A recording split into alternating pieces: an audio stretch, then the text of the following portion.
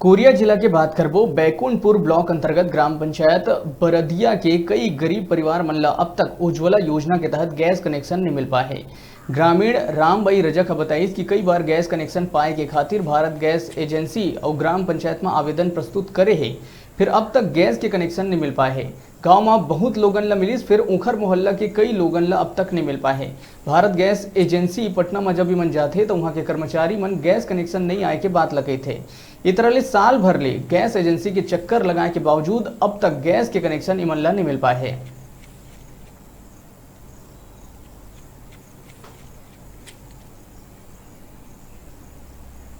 Gas तो परेशानी है, मतलब गैस के बिजली से एक बार हम फार्म भरली लीटर भरन तबो नहीं मिली और पंचायत में भरन तबो नहीं मिली और भारत गैस में भरन तबो नहीं मिली। तो गैस दुकान में जाते हैं तो क्या बोलते हैं वहाँ के?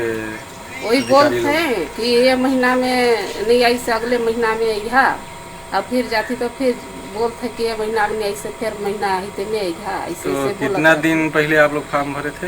हमारे मतलब साले भर ले होगी, साले भर।